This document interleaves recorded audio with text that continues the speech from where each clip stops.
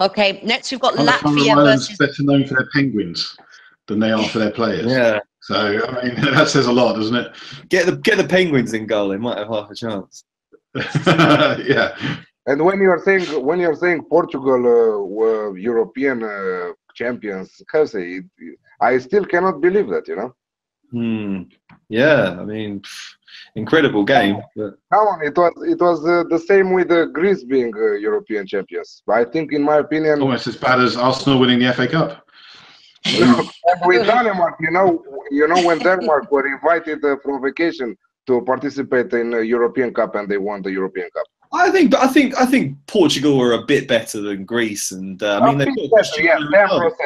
10%. Yeah, when you say Cristiano Ronaldo, you're saying 9 players of the opposition. Yeah, correct.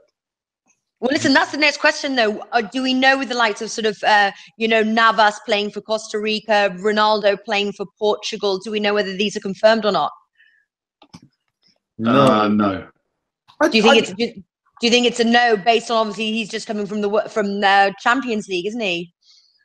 I just can't see a player like Ronaldo wanting to miss out. He's already scored 9 goals in 5 games in World Cup qualifying so far. He's ahead of Lewandowski and Lukaku in the top scorers chart. He's the sort of egomaniac that will just want to stay out in front.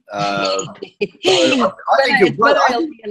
contract will allow him, right? The golden player, the scorer of the goals, or one of anyway. I don't know whether it's obviously it's an important question because Latvia versus Portugal obviously is the next match we're previewing. Portugal are the favourites, 1.13.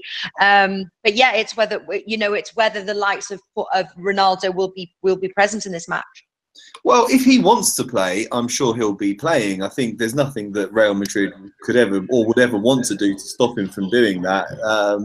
And he's free to represent his national club. Real Madrid aren't playing again for a long, long time, so it's not like he's going to be tired for their next game. I mean, Portugal don't really need him. They could beat Latvia pretty comfortably without him. But it's just a great opportunity for him to do more towards his legacy and more towards winning another World Player of the Year title by banging in a load of goals against a very poor Latvia side. Last time they played, he scored twice and missed the penalty to make it a hat-trick. So I think that'll really, really annoy him.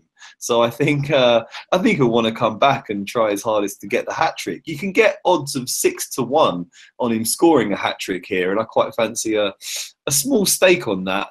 But regardless, my bet for this one would be Portugal -2. So not quite as bold as the -2.5s previously. You can get 2.05 on that. And last time these two teams met, it was 4-0 to Portugal.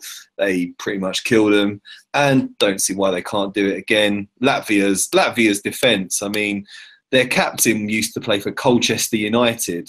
They've got another guy who's playing for a Hungarian Minnows. They're up against, if Ronaldo plays, Ronaldo, or still a strong Portuguese side. So I think, a bit of a I was actually going to say, because that was the bet I was looking at, the -2.5 there is 2.05. So you may be looking at the European there, but Latvia have only conceded 2 goals over 5 matches. Switzerland only managed to score 1 goal against Latvia, and that was when they hosted Latvia. That was at Switzerland. So I was a little bit nervous about that one, but it looks like it's the play there, isn't it?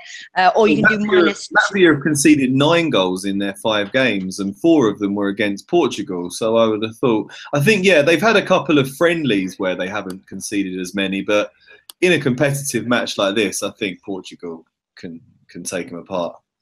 All right. That Switzerland game was a bit of a misnomer as well. I mean, it was a weird game. They should have won that one by much more. Yeah. Okay. All right. So Latvia, Portugal -2.